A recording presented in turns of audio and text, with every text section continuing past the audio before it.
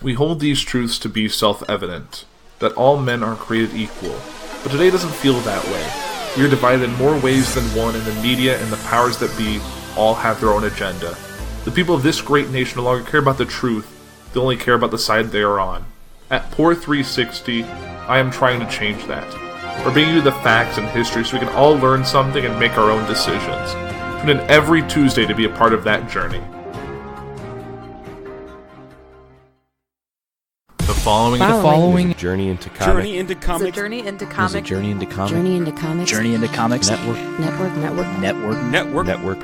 Production. Went forward in time to view alternate futures, to see all the possible outcomes of the coming conflict. How many did you see? 14,605,000. How many did we win?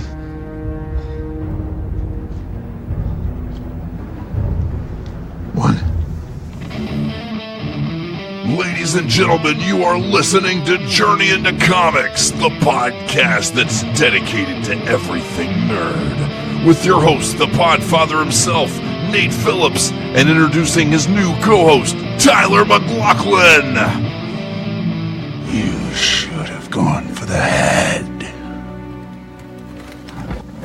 What's up, ladies and gentlemen? Welcome back to another episode of Journey into Comics. It's Journey into Comics 256. As always, I am your host, Nate. Today, joining me is I don't want to call you Tony Stark to my team because he's dead now, so let's call you the Bruce Banner of our team. Welcome back to the show, my co-host. You guys know him and love him. Welcome back, Tyler. Thanks, Nate. I appreciate the Bruce Banner reference prior to the dab. Yeah, oh yeah. Yeah, dab. The Professor Hulk dab. Can't do that. Listen to your mom. She knows better. You should have Which I listened. didn't understand that line. Like, why wouldn't you say she knows best? Yeah. It's a little strange. By the way, speaking of Endgame, since that's the thing we keep frequently talking about, it's like very topical. It is about to be out on Blu-ray. It comes out in a couple days, or is out to some people if you've pre-ordered it. Did you know that there's like a really huge gaffe in the movie that people are freaking out about? I'm not sure what you're referencing. Okay, so go back to the start of the portals when everybody comes through, and you see Winter Soldier. He's like, John. I'm walking through. I'm all badass. My name's Bucky Barnes. I've got my hair down like I'm fucking Ned Stark. And then all of a sudden, in the battle, he's got a man bun. What? So somewhere in the battle, he's like, either like, fuck, I need to put my hair up, bitches, or they really fucking screwed the pooch and totally missed that one small editing decision. I don't remember that at all.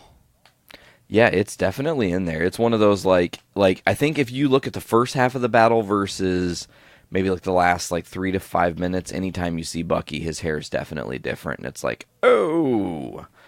So, I mean, I guess you could just say he was fast and put it up, but during a battle with Chitauri and Outriders and the fucking Sakarans running around, like, really? I don't think so.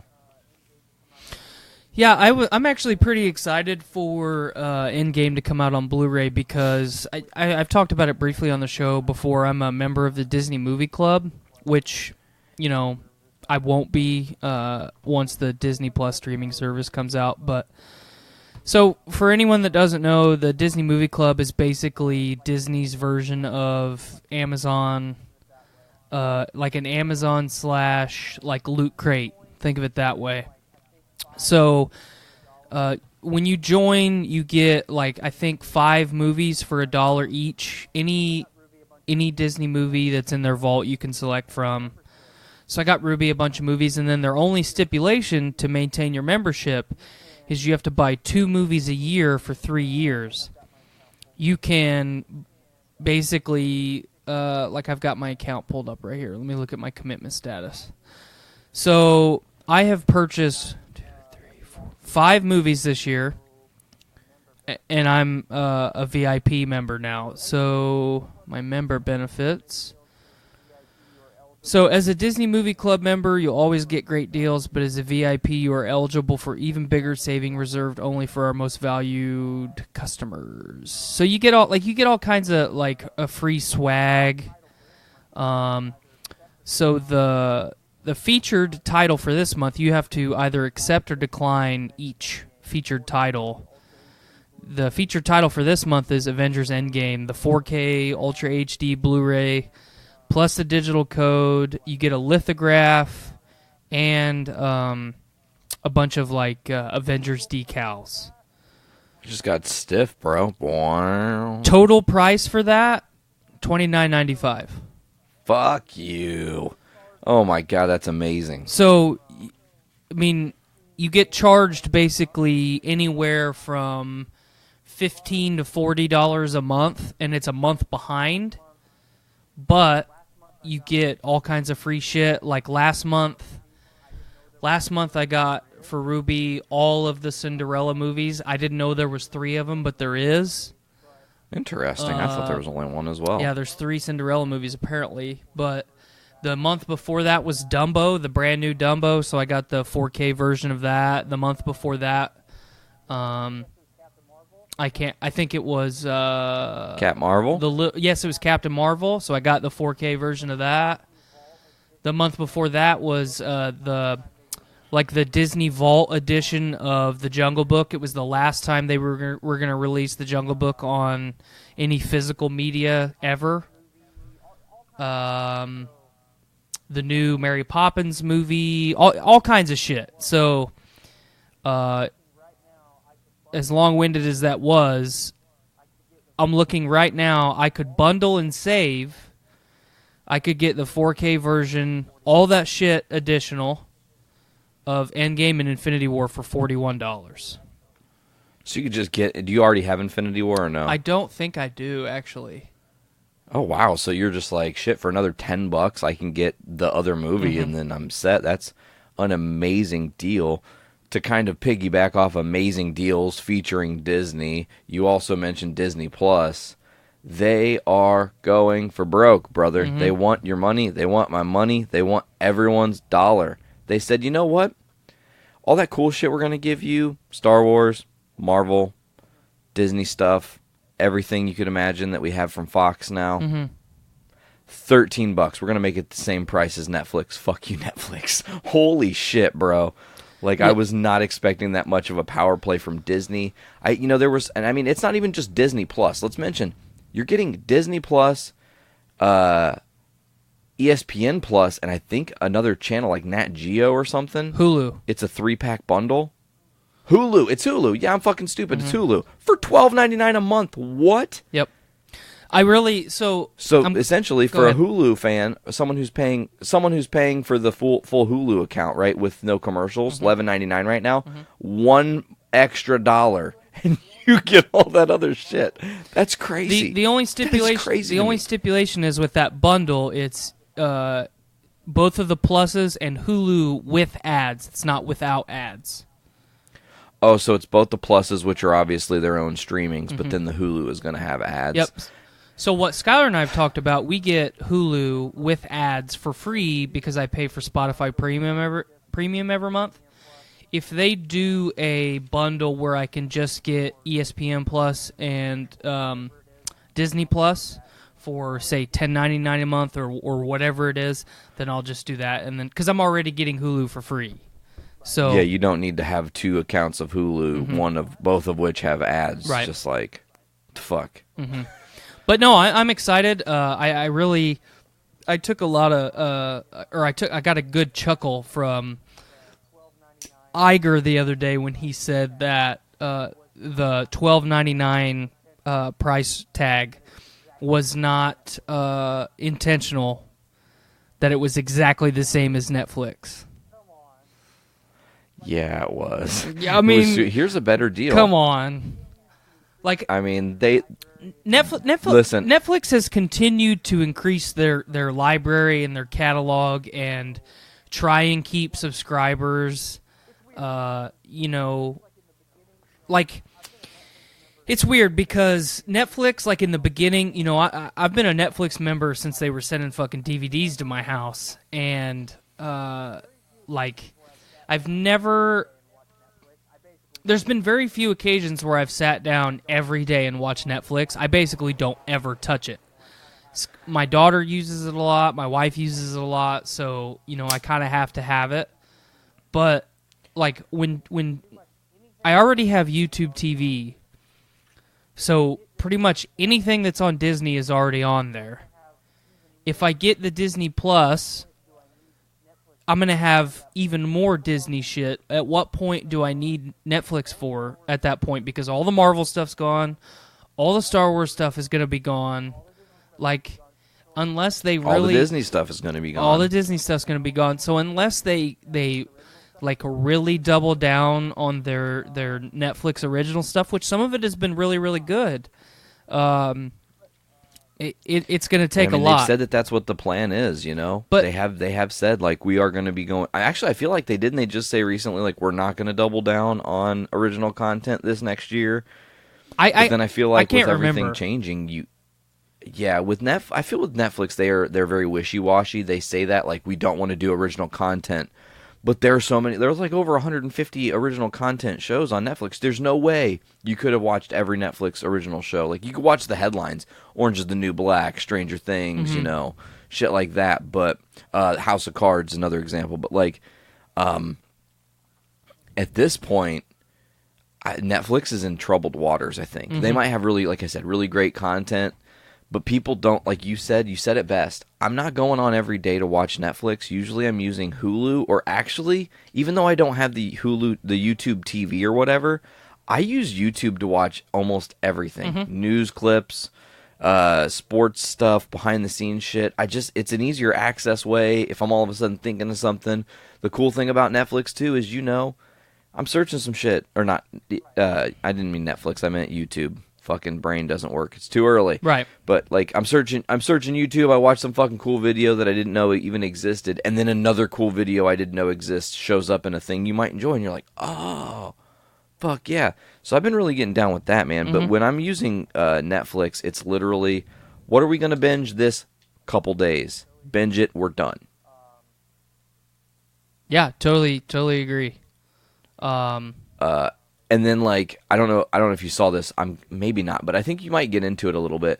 There's a show on Netflix called Blown Away.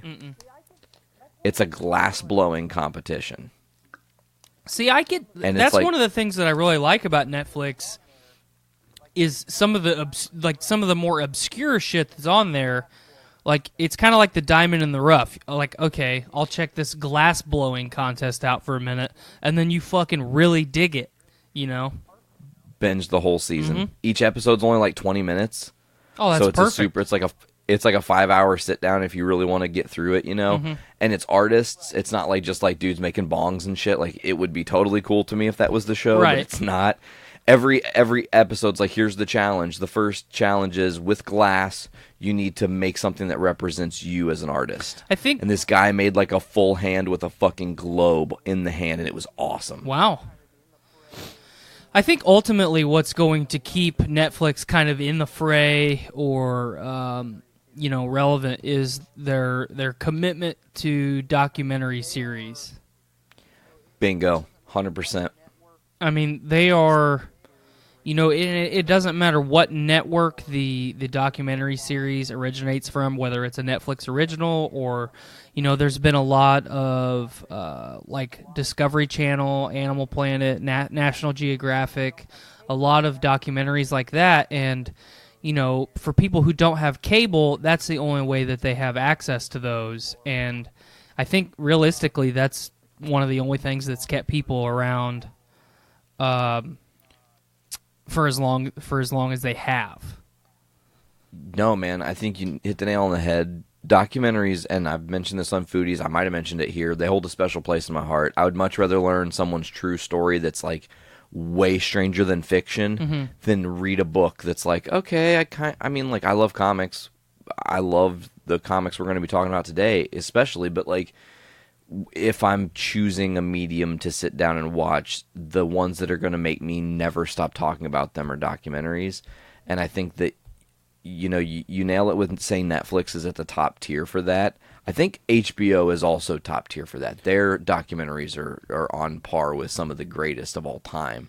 And it's like weird in this day and age, I think about being a 2008 man, having my first real apartment, getting Dish Network, having, your cable phone service, for your landline, shit like that. And then I think about like that person spending I spent $200 a month on cable back then, bro. Yeah, I before I switched to YouTube TV, I was spending $200 a month on cable. And you think about it and you're like, wait a minute.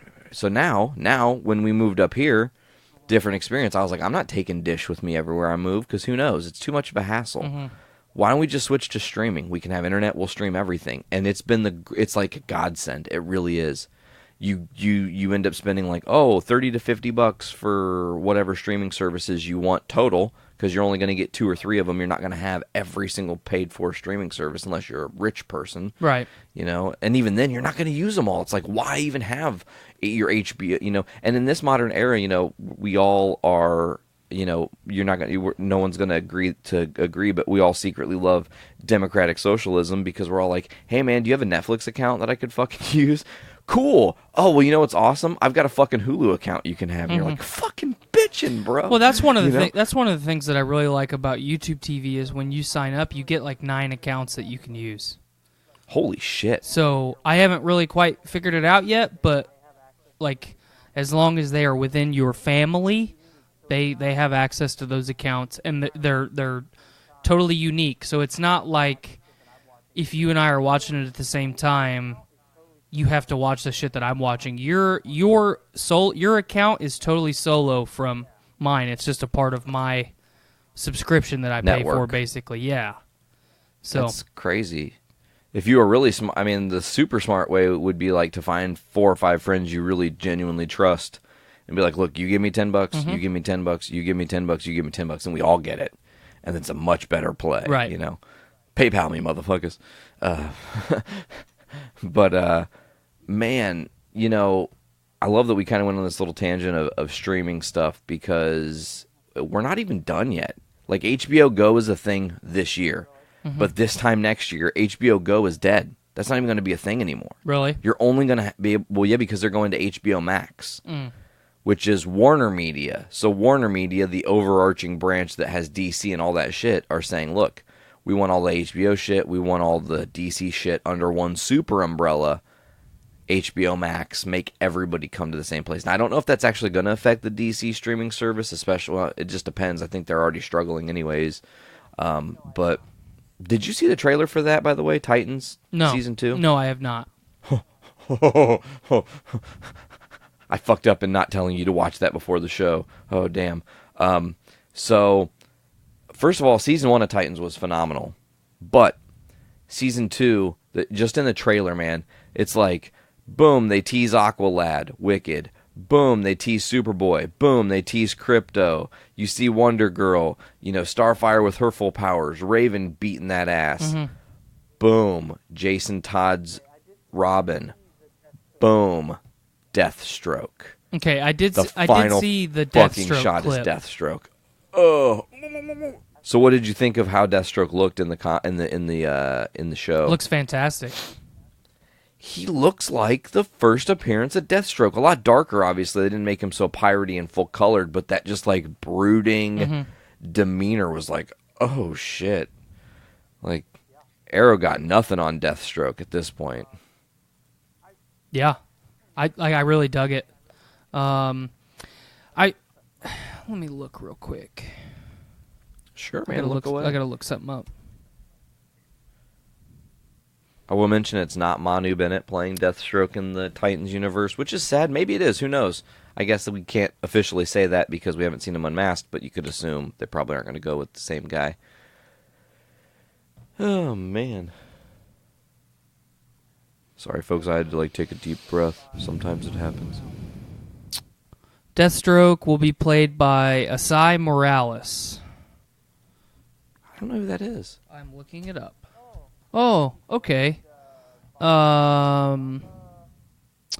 He played Bob Morales in La Bamba.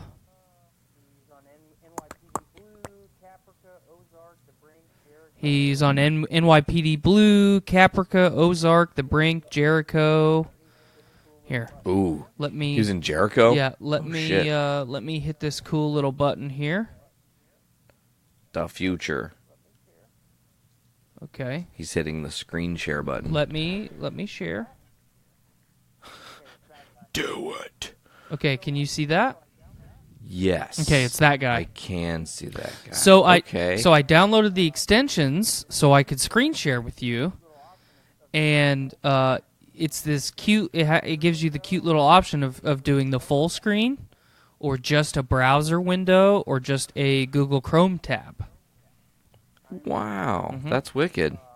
Look at you figuring out the future. I am a inquisitive little rascal.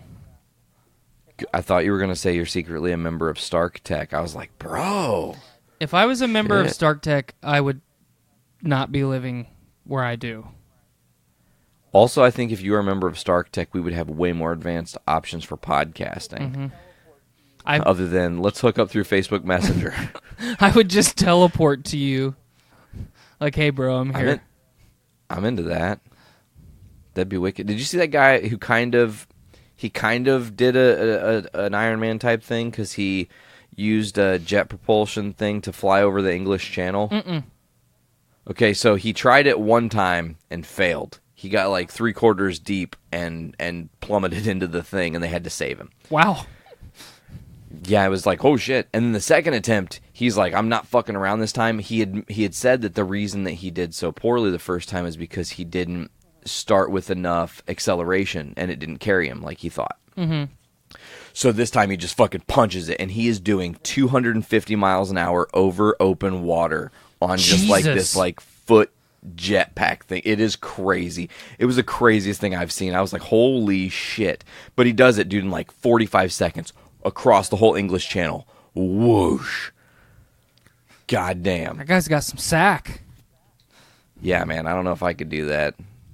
I was thinking about that, like a mixture of, I'm not sure if I'm more terrified of drowning, burning alive, or heights, just in general. Because heights are just like one wrong move and you die. Well, it's like, I don't know, it's tough. Because I don't know, working in the dangerous fields that I pretty much always have, like you have those conversations. And it's like, well, if you're going to burn alive, you're going to have excruciating pain for an instant. And all of your nerve endings are just toast. They're gone. So you're in shock and then you die. Sounds pretty awful. Yeah. If you drown, it's like it's almost more psychological because once your lungs fill with fluid, you're donezo. You know, you just go to sleep. And then like I think falling from a very high elevation would be the worst way to go, because after a certain distance at a certain speed, water becomes concrete. So Yeah. you're a couple 100 feet in the air, you're falling, you hit terminal velocity, 30, 32 or 35 feet per second, whatever it is, you're fucking cooking. And then, Oh, yeah. And then you hit the water, and like you have that whole time before you hit, knowing how bad it's gonna hurt, and then Nothingness, Yeah, essentially. and then you're going to feel it for a second, and then you're not. Mm-hmm. Which really, you might not even feel it, 'Cause just it's thinking so about quick. it like that. Exactly. It's really interesting that you bring that up. Again, Tangent City today, but I was just watching an article on the news the other day. Some girl in Louisiana is officially in court, and she's got charges against her for I don't think they're calling it attempted murder because she wasn't trying to murder this girl, but it was like aggravated assault or something. These girls were all like with their boyfriends and whatnot hanging out and jumping into this river, from like a high distance. Mm-hmm. And this girl was like, I'm not sure. And this girl just goes, boof, and pushed her straight the fuck off. she broke like both of her arms, fucked her leg up, like messed her neck up because she just got thrust into falling. She wasn't prepared for it at all, you know. So she hits like a ton of fucking bricks. And they got that on film. So it's 2019. You're going to jail, baby. You're going to jail, baby. Oh, that's sad, man. Anyways, yeah, it is sad. The girl's okay. She's all right. Like the lady that fell, she is okay. It did fuck her up. I think more psychologically than anything, you know. Which how wouldn't it? But anyways, we've had a nice little tangenty riffing beginning of the show. We're good and loosey-goosey now. are. I think we've got some comic book stuff to cover, and I didn't say news. Tyler, last night I got a really weird idea in my head. I was like, what if we read some comics for Journey into Comics? Like, what if we read books, okay? And I sent you a message. I was like, hey, man, I found this book. I think we should read it. I'm gonna put it in the box. Like, it's super good.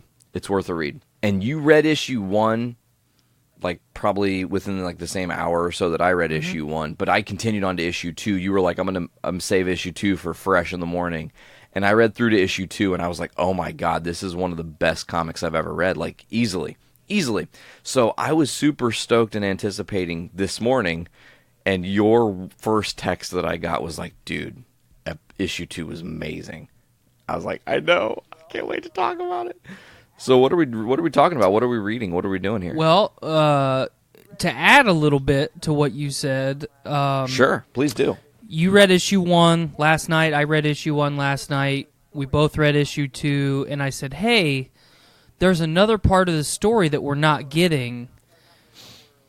And spoiler alert, or not really spoiler alert, let's pull back the curtain and finally unveil what we're talking about. We're talking about House of X and Powers of X.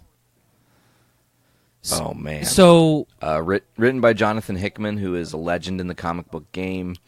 Yeah. I'm going to pull something up while you talk about that. Yeah, man. One thing that really interested me about this story was that, you know, first of all, I just said it, Jonathan Hickman in and of itself is an amazing creator of comics. He's written some of my favorite books, and I'm not just talking Marvel, man.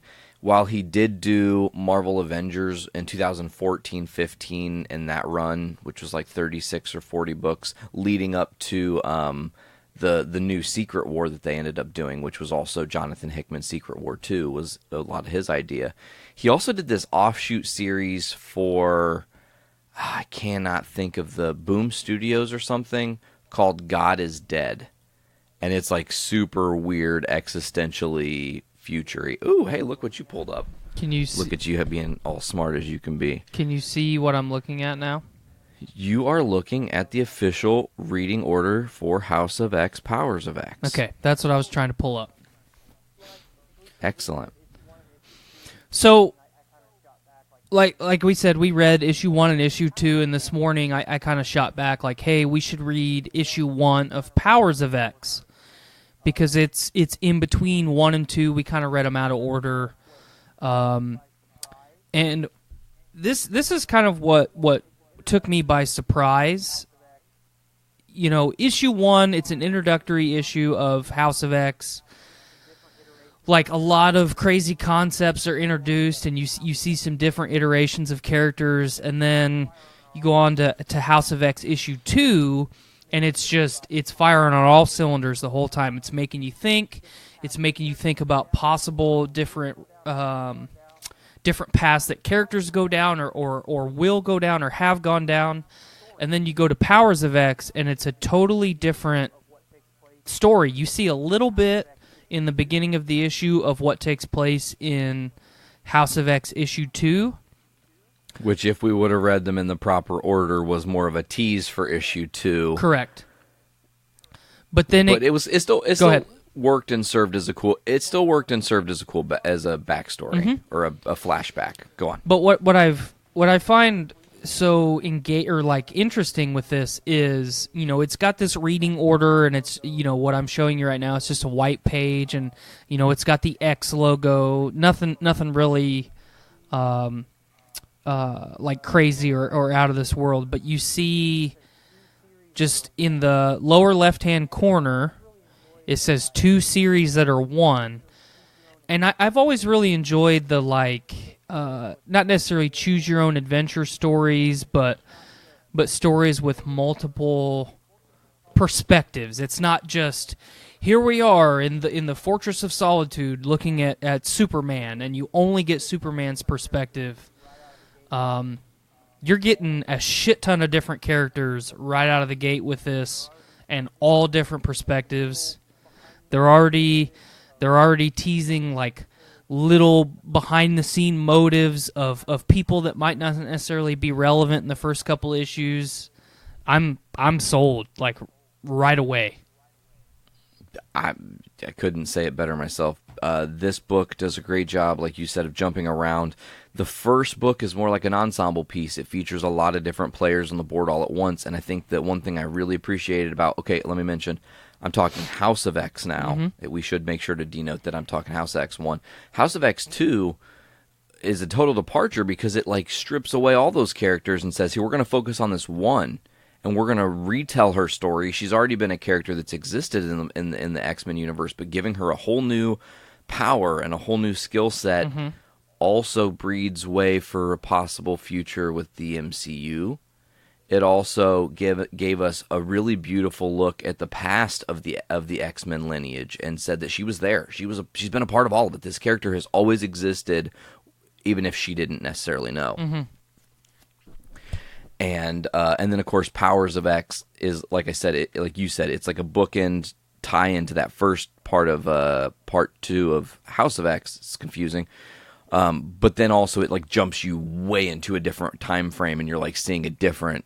Well, I think you're really seeing the same character's timeline, just way further removed. So let's back up, peel this thing back. Let's talk a little bit about House of X and what the storyline actually kind of encompasses here. As Tyler said, there will be spoilers. We're going to be diving deep into this one. So if you haven't read the books or you don't intend on reading the books, depends. If you're not intending on reading the books, please keep listening. We're going to tell you how it kind of goes and some of the things that happen. If you intend on reading these books and you don't want to be spoilered with the big plots of the story, wait. Come back to this one. So, kicking it off a little bit with the first book, you have the resurgence of mutants. Professor X is kind of a different entity now. He's like kind of permanently wearing Cerebro. And he's walking. And what's up? And he's walking. Very well, yes. He's got use of his legs, which I think is probably Cerebro, using whatever. But you learn that Krakoa is the thing that they've created. It's a utopia for mutants. Mm-hmm. The mutants are essentially like, hey, just so you guys know, humankind, Homo sapiens, you got about 20 years left. And we're not threatening you. Literally, if you look at the map, you guys are going extinct. You have about 20 years. We've been replacing you without even meaning to. It's just how genetics works. Mm-hmm. The stronger species will survive. Homo superior. So, being the sucker that he is and the soft-hearted person that he is, Professor X like, hold up. We have this place called Krakoa. It's our utopia. And there we have these flowers that we can turn into medicine for Homo sapiens. Mm-hmm. And we have 3 different medicines. You're going to have to fill me in on the third one because for some fucking reason, one of these isn't sticking with me. I remembered 2 of them. Okay. You have the one that is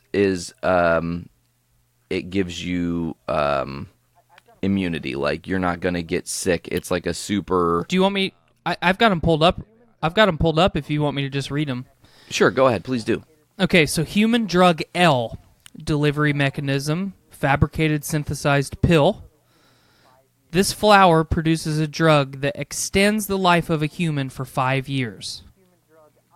That was the first one I couldn't remember very well. Continue on. Human drug I, delivery mechanism.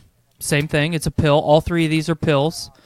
This flower produces an adaptive universal antibiotic, a super drug for humans. So the first drug extends human life. The second drug basically makes humanity immune to disease. This antibiotic will take care of everything. Cancer, Hodgkin's lymphoma, any disease that exists. Anything. And then the third drug is also a pill. This flower produces a drug that cures diseases of the mind in humans. So the second drug, combats diseases of the body. The third one takes care of diseases of the mind, so schizophrenia, bipolar disorder, Alzheimer's, just multiple personality disorder, like any disease of the mind, depression, anxiety, the whole gamut of diseases. It takes care of it. And so he's essentially saying, look, we know you only have 20 years left. If you all take these 3 different kinds of pills and it becomes a part of your regimen, you're going to live for 5 years longer than you already were expected to live. It's going to eliminate all the disease that's going to cause you to die, so your life expectancy is going to go even longer then. And then the mental stuff that's going to break down is not going to be there, so you're going to live longer even then. So he's really saying, here, I'm going to offer humanity a utopia too, because we're going to cure you of all the things that have fucking ruined your kind. It doesn't come with like a, hey, this is an offer, we hope you take it, though. Charles is like, look, this is the deal. It's not negotiable. You're fucking It's an ultimatum. Doing it. Exactly. This is how it has to be. And I just want to pause here real quick because, let's rewind and go back to just the cover of this book. Sure. So I pulled this up late last night. I sat down to read it. I expected to see, because I had not heard about this until you brought it to my attention. I expected to see traditional kind of art style for characters, just kind of what we're used to, the norm with the X-Men. And I opened this up pulled it up on my laptop, and I see Charles Xavier standing on his feet, wearing Cerebro in this all black jumpsuit, looking very light. Because in my mind, especially when he's been in the chair, Xavier's always kind of been like a stocky dude. Yeah. He's been so broad up top because he doesn't have his legs and he does everything either with his mind or with his arms. But he's so lithe and almost frail looking, and he's got this pose walking out of this portal. And, Magneto looks like Magneto always does, but he's got the silver color scheme. Jean Grey looks different. She's back to Marvel Girl. They're kind of peeling it back to the more of the old school style. Cyclops has got a totally different kind of get up, and I love in the issue that you sent me, it's kind of the director's cut. Later on, you get to see all of the iteration in some of the deleted scenes or just director's cut material. You get to see all of the iterations of Cyclops, all his different costumes and stuff, and that was really neat. And then you've got Wolverine bringing up the back, claws out in his brown and yellow costume, just looking swole, looking vicious as ever. But in the first couple pages of this issue, you get to see the first one that you get to see is Xavier, and then you get to see Cyclops, obviously. Storm, Colossus, looks like Beast. Yeah, who's on the moon? I'm pretty sure that I think that's Nightcrawler. Is Nightcrawler? Yeah, look at the hands. Mm-hmm. And yeah, who's your guess is on Mars? I can't tell who that is on Mars. Actually, the way it's drawn, I'm uncertain of that figure. Their head looks like an onion. Yeah, kinda. I'm trying to see here. It looks like you've got maybe Kitty Pryde in DC. Mm-hmm. Possibly Emma Frost in with the 2 weeks ago. I mean, they don't fully show. You don't see the full character. You're only seeing an arm, the torso, the hands. Of a distant pose. They're being really elusive. But they're kind of showing you that there's a lot of growing happening. Mm-hmm. And that was where I wanted to go next with, this, in the comic, there's obviously the art is really unique and I'm really digging it, but this page that is describing the drugs for humans and it's breaking down what the flowers of Krakoa are used for. It's got a For Mutants tab, and it's got gateways, habitat, and no place. The gateways, it says delivery mechanism, flower. All three of these are the flower. This flower grows a gateway from where one is planted to its twin gateway on Krakoa. So basically, part of the drama in this issue is that wherever these flowers are planted, it creates a gateway back to this utopia. And the world's governments are concerned that you can transport an army instantaneously, and that's bad juju. So it changes all of strategy and military history in an instant. The second one is the habitat one. This flower produces a habitat. A habitat is a soil-sustaining environment, or self-sustaining environment. A biome that is part of the interconnected consciousness of Krakoa. So later on in the book, you start to realize that this flower, these environments that it creates are sentient. And then the last one is this non-naturally occurring flower produces a habitat that exists outside the collective consciousness of Krakoa, a place within the island ecosystem that Krakoa doesn't know exists, a Krakoan tumor. You don't really see anything about that in the first book, but I'm excited to see where that comes into play later on in the series. Absolutely. There's with this first book, like you said, they set up the different, and I have it pulled up as well, the Flower of Krakoa, what it does for mutants, for humans, the drugs that it offers and whatnot. But that's not it only. One thing I really love, too, is that the habitability of Krakoa. Jean is introducing some young, possibly new mutants to the world. And she's like, look, there's a main place where we all kind of stay, but if you find a place that is you're all about it, don't let that stop you. Like, if you find something that makes you feel at home, be at home. That's what this place is for, comfort of mutants, giving us the right chance. Well, I really like, too, while we're talking about that, later in the issue, they give you basically a map of the island of Krakoa. It's in the Pacific. Just fold it up. Yep. So they actually give you, like, a legend of what each location is on the map. So you've got the House of X, so Xavier's house, House of M, Magneto's house, Arbor Magna, the Arena, Academos Habitat, so I would assume that's a school, Transit, the Oracle, the Grove, the Cradle, the Reservoir, the Wild Hunt, and Carousel. So these are all... Go ahead.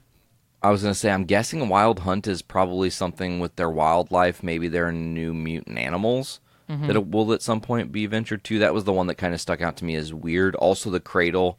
I think we get introduced to that at some point in the next book. But I really like that. It just doesn't, like, this first issue doesn't feel like a first issue in a lot of ways, because... like, you get the drama, like, you get the plot hook that mutants have given humanity basically, or Professor X has basically given humanity this ultimatum that you will either exist with us peacefully or you will not exist. Exactly. And then they tease all the stuff with the drugs. Who's to say that 10 issues in, the drug wasn't, a masterminded plot by Xavier? You have... the possibility, or you get the tease of all these different timelines that this plays out in. So the story is already, you basically already know the end of the story on how they, through issue 1 and issue 2, and with Powers of X issue 1, kind of how the timeline plays out. And then all these places just on the island of Krakoa, I would imagine each one of these is going to play a very pivotal role in the story going forward.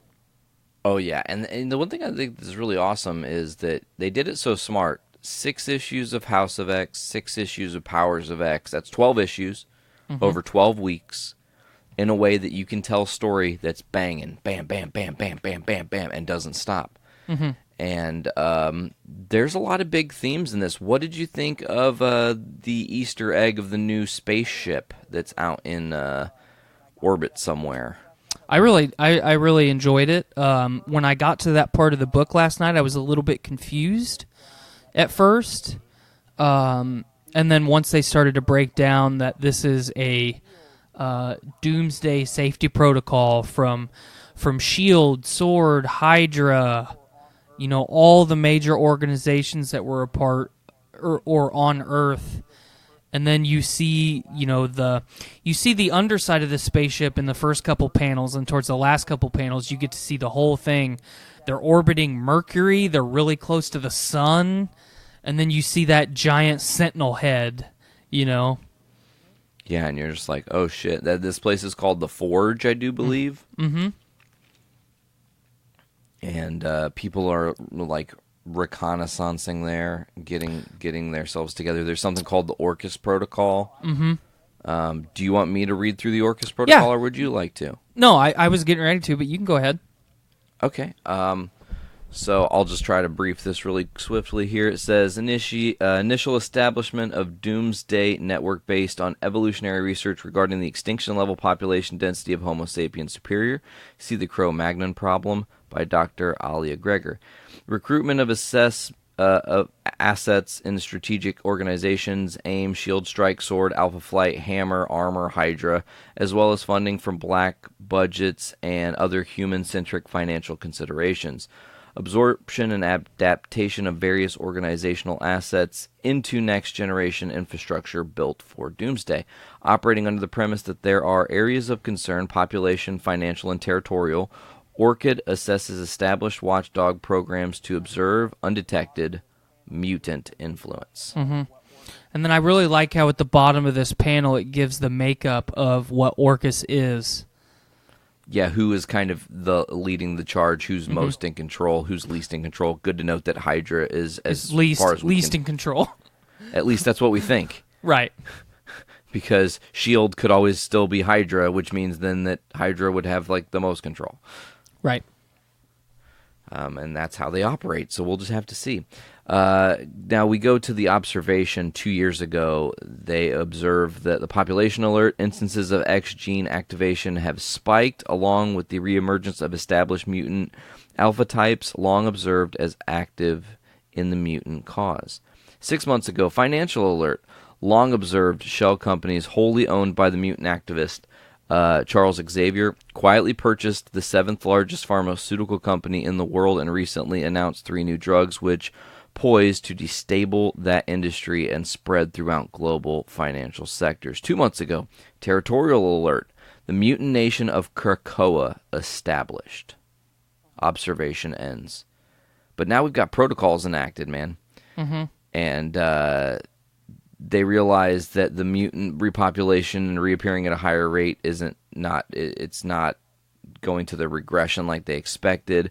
The analysis of growth patterns in mutants revealed that if not for Genosha, mutants would have become the dominant species of Earth within 10 years due to cascading biological and cultural mutant positive variables.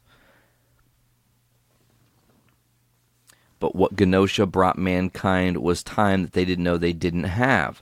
Dr. Gregor's new timeline suggests humanity has 20 years left. We mentioned that before.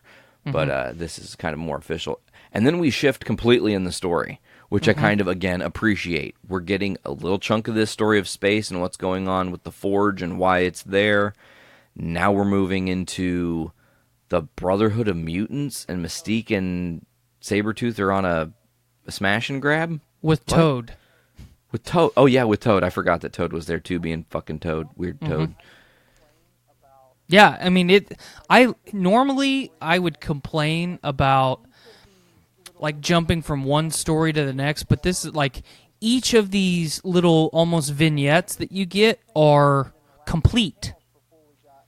So, like, everything that happened in the last couple panels before we get to seeing the Brotherhood of Mutants do the smash and grab, I'm content with everything that I saw. I know every piece of information that they just gave me is going to be relevant going forward, and now they're on to the next thing that we have to know about because it's relevant moving forward. This seems to be a series just through issue 1 and issue 2 that is dependent on you looking ahead in time and not fixating on what's happening right now.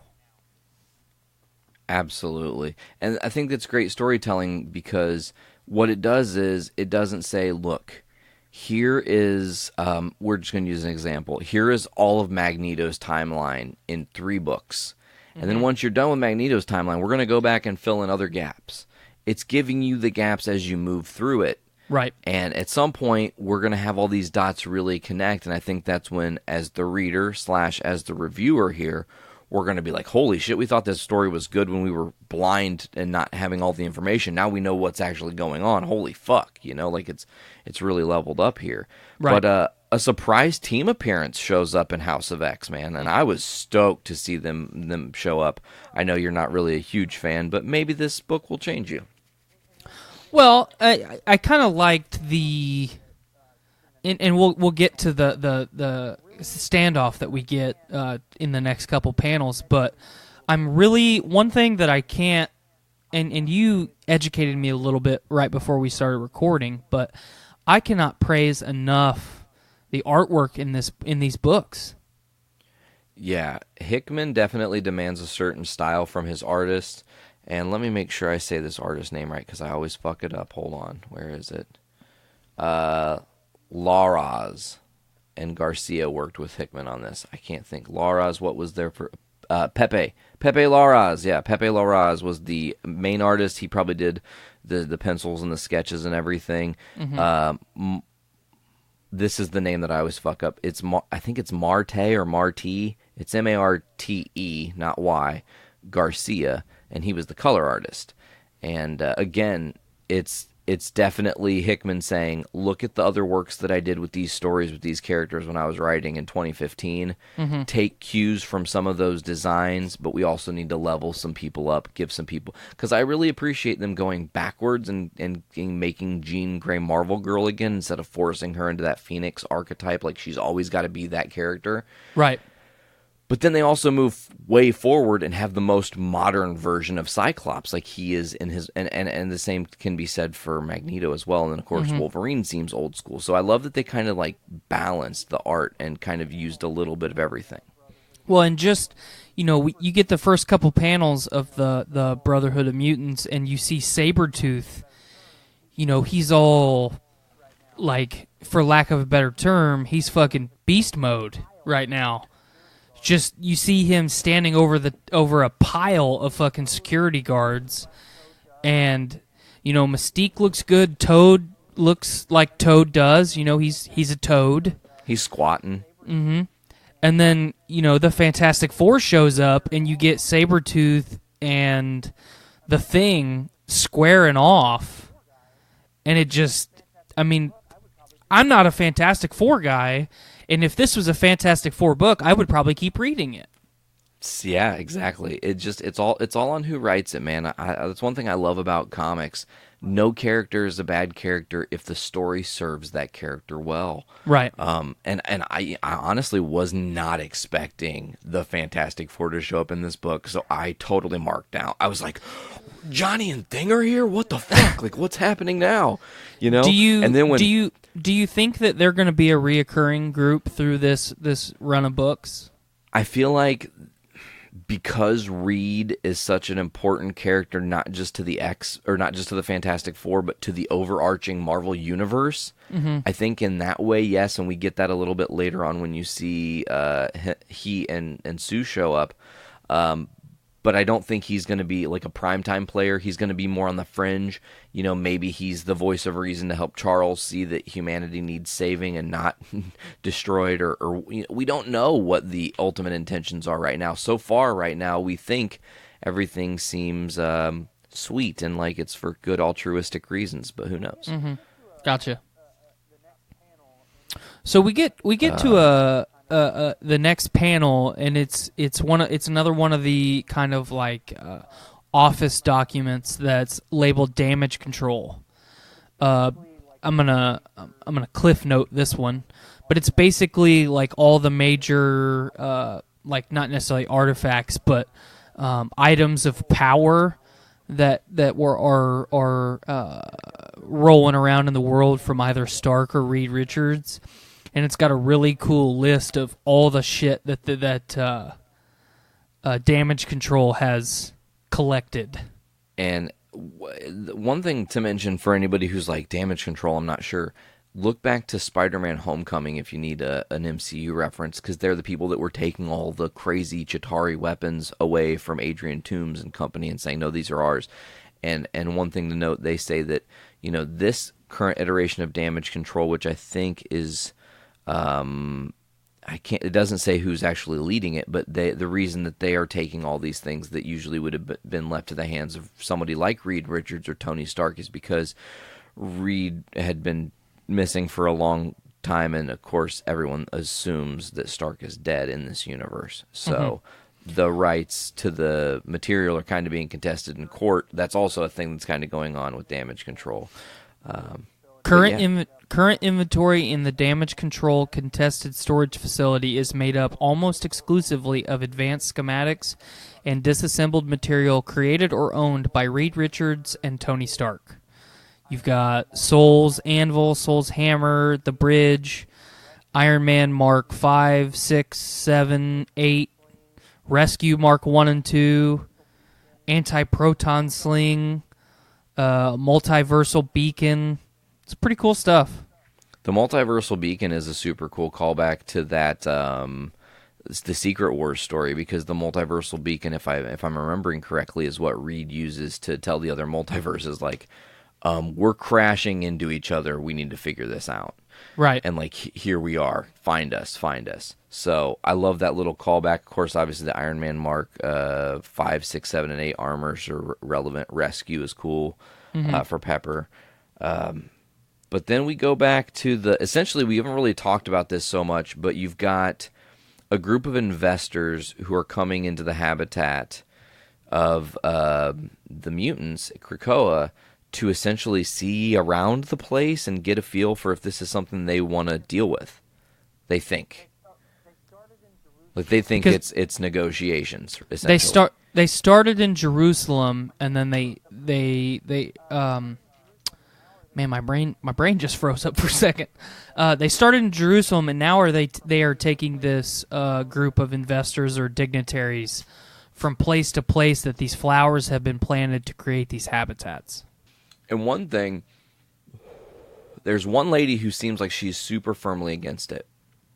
Like, she's pressing back on the constant. She's not sure if anything. I think it's the lady, right? Or am I misreading the bubble? No, I'm pretty sure it's the lady. She's, like, not on everybody's same page, but then, as we kind of go through them doing the quote-unquote sales pitch, explaining why things are going the way they're going, you actually mentioned this earlier, but they talk about the gateways being an instrument of war and changing the, the rules of strategy, as it were, because you could just show up on top of your enemy. Right. But then before we finish this, again, we're kind of jumping around here, they're like, aren't we going to Krakoa? And you see Magneto, and I love it. He's just so stone-faced. You have heard Xavier's offer. This is how it's going. We're going to inherit. We're taking over this world, essentially. We've been offering you this. It's an ultimatum, but you're not coming to our world because it's our world alone, and man is not welcome there. Shit. I fucking love that line, dude. He's like, not even just drawing a line in the sand. He is saying, you need to recognize how fucking serious we are right now. Mm-hmm. It's not a line in the sand I've just drawn. It's a wall that I built right in fucking front of your face. Well, and historically, some of the most compelling, like, not necessarily just dialogue, but, those feel-good moments are when the two most powerful characters in the X-Men, or at least the two most notorious between Professor X and Magneto, if those guys are on the same page about something, it's serious fucking business. Oh yeah, super serious. Like, they're not fucking joking. Nope. Because those two go. I mean, you go way back to the origins of the X-Men, and really, in a lot of ways, they are on the same page. They just have the It's not. It's like different ideological values that I think over time you've seen Magneto stay like, this is how we have to be, Charles. And Charles like, no, we have to give humanity a chance. Everybody's good. and everything has gone to shit consistently. And Magneto's Right. like, bro, no, seriously, you need to listen to me. They are the problem.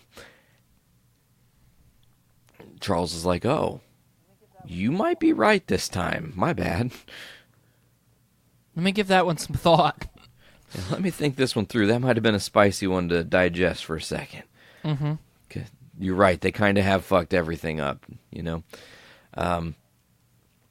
So we jump back in the story to the Fantastic Four battling with, Sabretooth, Mystique, and Toad. Mm-hmm. But I guess it's the Fantastic Two, which is kind of a little bit of a tease because they were the first two brought back before Reed and Sue returned. Right. And then you finally get just such an epic panel. Sabretooth trapped in a invisible cube. Mm-hmm. And the fucking Fantastic Four shuttle drops down, and here's Reed and Sue coming out just like straight up badasses. Full on fucking beard. He's got the beard. He's bearded up. He looks like who? Who does he look like? John Krasinski. So much. It's insane how much he looks like John Krasinski. They have to be making this the thing. I know it in my bones. Mm-hmm. So Sue notices that one of the gateways is got someone coming through, and we get a very interesting, reunion with Cyclops and the Richards family. I love when he walks through the portal, his dialogue is, how wonderful, the Richards family. And when I read that in my mind, I almost read it like smug. Like, oh, of course, it would be these four, Yeah, like, of all the people to be dealing with this problem, they would be the ones to step up. Of course, I've got to now negotiate with Reed Richards, the smartest man on Earth. Mm-hmm. But I will say, it kind of shifts on you, and there's really a friendship there. There's a really nice camaraderie between not just Reed and Scott Summers, but all four members of the team. Yep. I really like the top panel on the next page where Cyclops walks right up to Ben Grimm, shakes his hand, congratulates him on getting married. That's a feel-good moment. And I think it's like they lead with all these feel-good moments for how the conversation moves forward.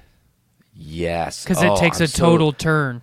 I'm so glad you noticed that, too, because tonally, you're right. It's very lighthearted, and you get this moment of, like, almost a lump in your throat. Like, oh, man, it's so cool to see Cyclops, like, a good guy again, and he is altruistic again and has not gone crazy with the Phoenix Force, and things are starting to kind of have some normalcy we're starting to recognize in the, Marvel comic universe. Both these teams being in one book is very, very significant. I need you to recognize, because these teams have both been shunned. They've been written off. They've not had merchandise made because of the Fox owning the rights to these characters, technically speaking. So all these characters, all the X-Men, all the Fantastic Four, in the recent years haven't been getting the love they quite deserve. So to see them all together here, you do lead with your best foot forward. You do show that there is like some love there, and they are still on the same page, and we are all still superheroes, for it to take a very serious turn, to be very like, we're not fucking around here. And I love on the opposite panel, when we're getting more serious, essentially what we find out is Cyclops is there to amnesty the Brotherhood and let them go back to Krakoa to face judgment there. Mm-hmm. And Reed's like, what? No, I can't just let these people go. What are you thinking? Like, they just stole some sensitive information. We can't just let this happen. And then on the next page, there's like a panel of the two facing each other, and it's not, one thing I love about the artistic style here is they split it. It's not one panel with two faces facing each other. It's one panel with one facing one way with the other facing the other way, and it's meant to show not unity. They aren't.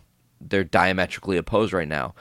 And Cyclops says it's upsetting, I know, but I'm afraid we are being serious, and new beginnings demand a wide berth.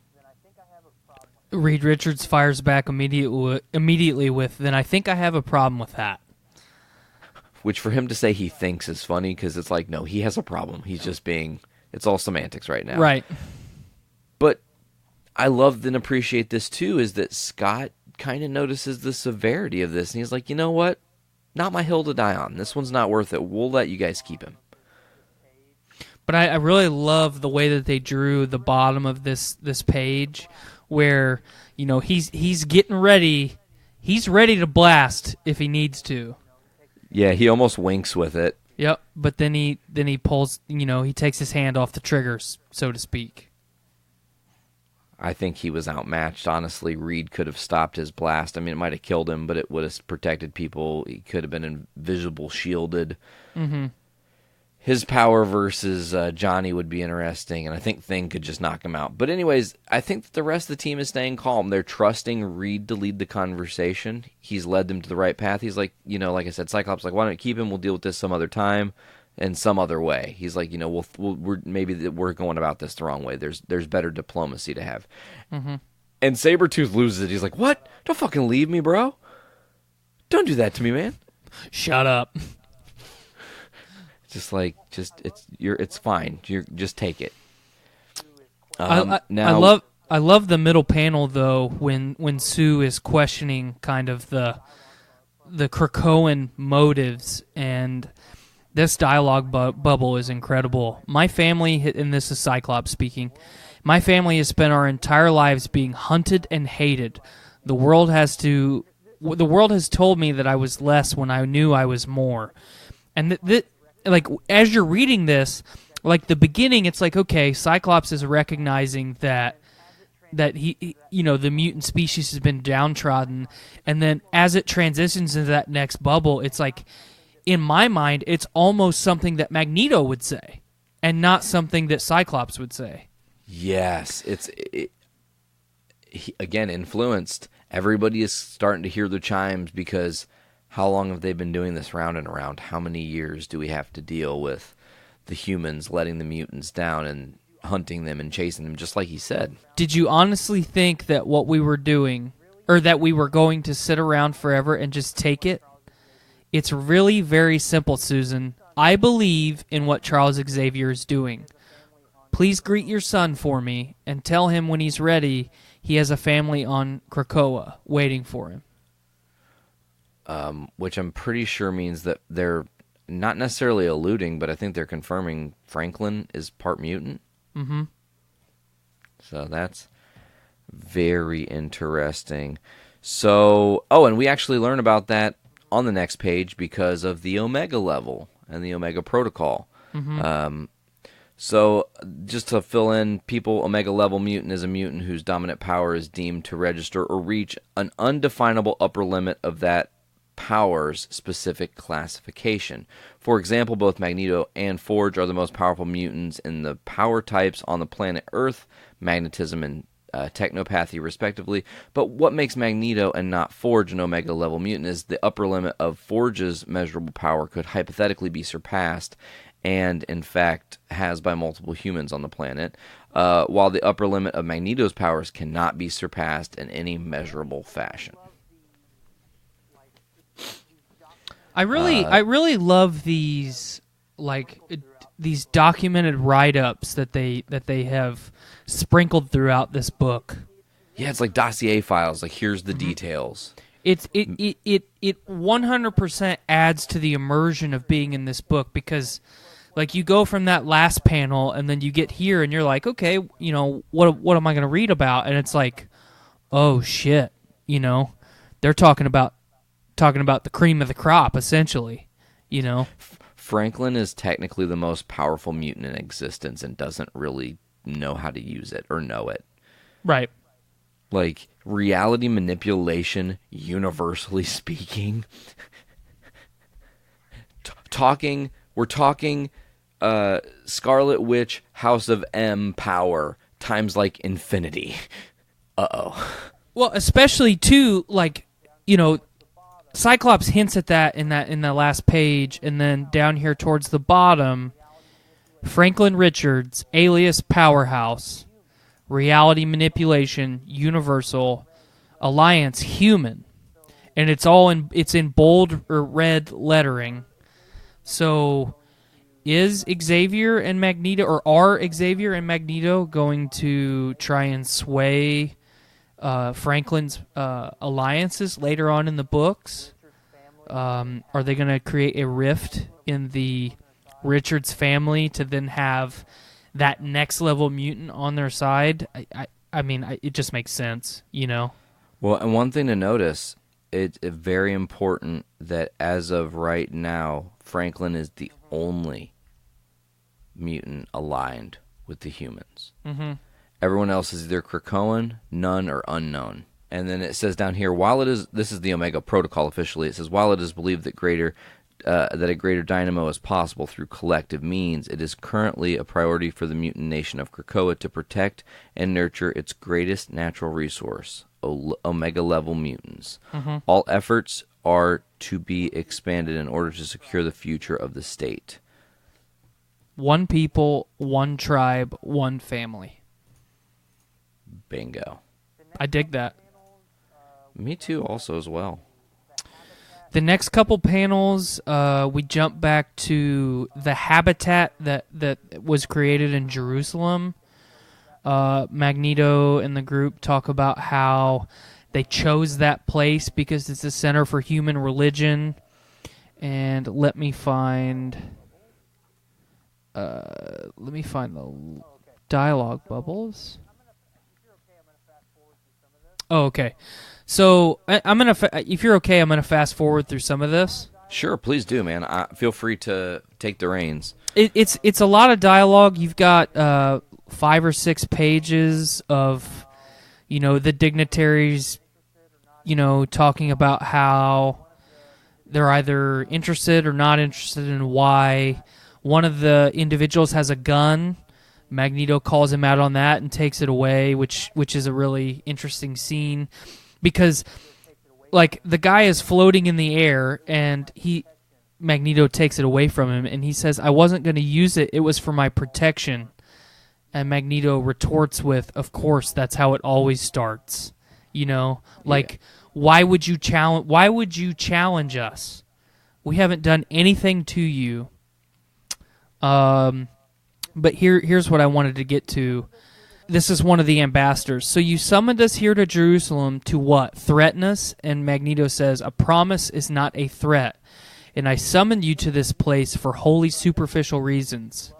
You see, I know how you humans love your symbolism, almost as much as you love your religion. And I needed you to understand you have new gods now. Oh fuck! And that's the last line of dialogue in the book. And I mean, if this story was totally contained in this one book, A+.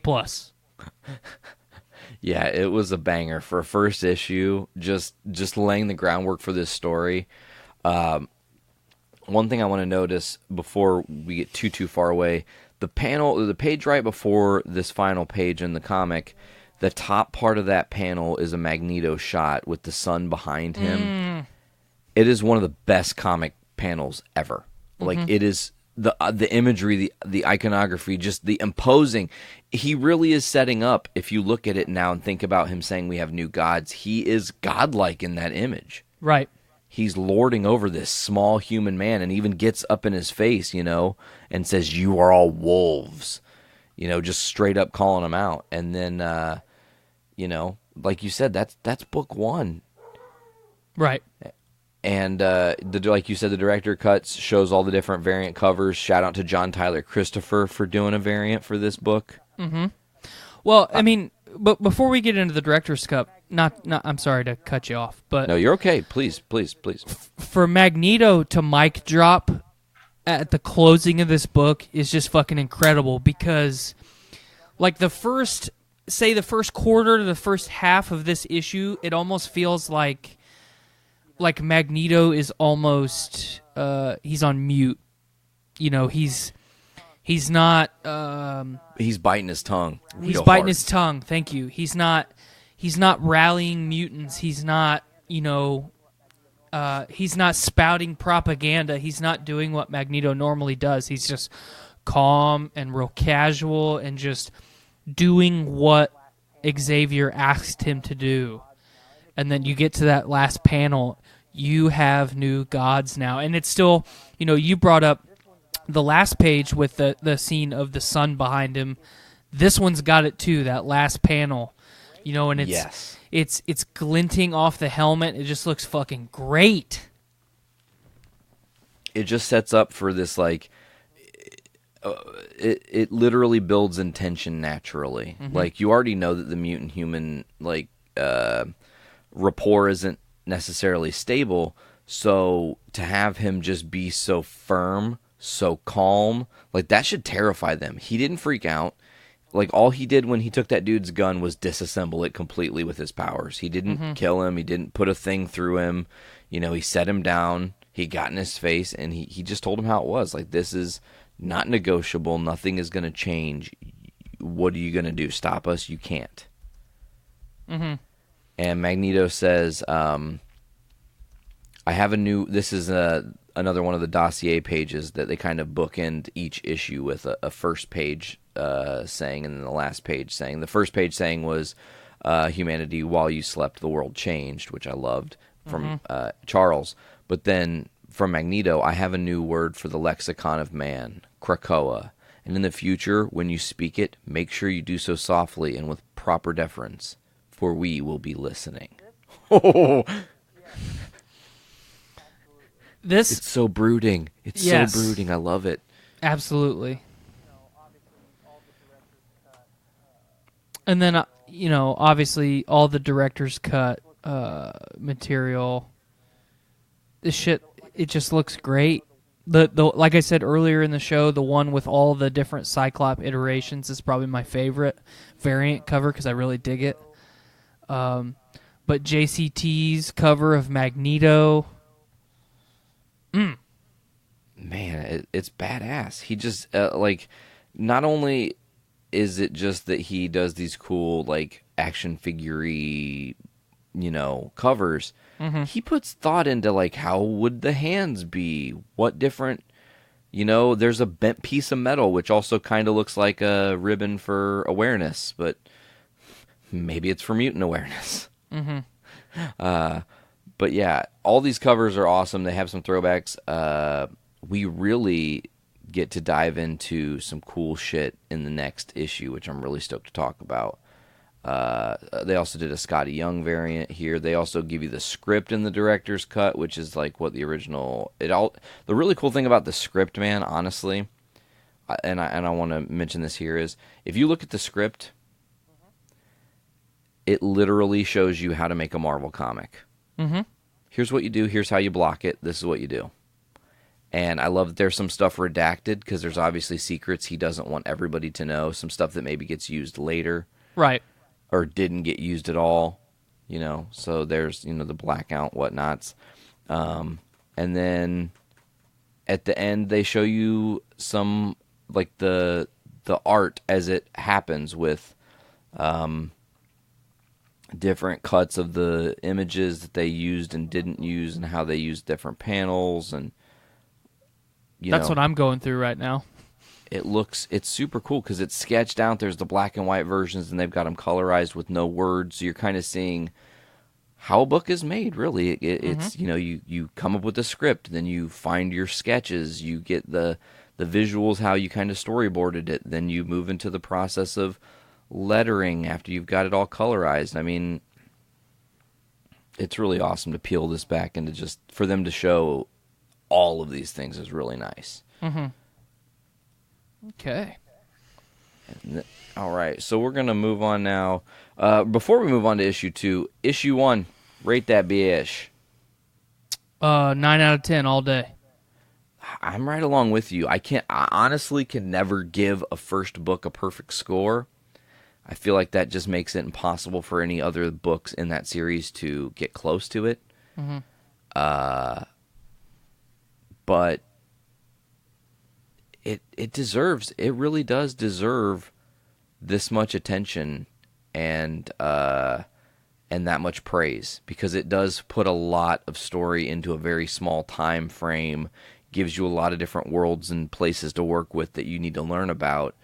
And then, again, when you get thrust in the next part, now I need to ask you, I know we read it out of order. Do we want to review these in order and talk about Powers of X1 now? Well, I was actually going to present this to you. Why don't we leave, not necessarily close the episode here, but leave the House of X issue 1 with this episode. We'll do Powers of X next episode, and then we'll go. So then every episode is basically an issue behind, so we're not waiting every week to do it. Oh, dude, I love that. You're so smart. I love that we just came up with that live on the podcast. We'll save it. It doesn't over-encumber our fans. Yep. Especially because I feel like if we talk, say we talked about issue 2 today, you and I loved issue 2. I feel like way more than we loved issue 1. So 100%.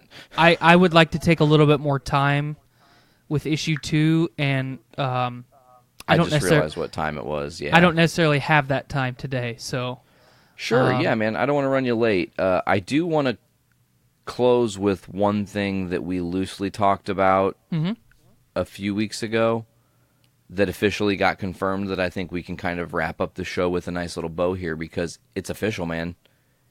Andy Serkis is directing Venom 2. That's incredible.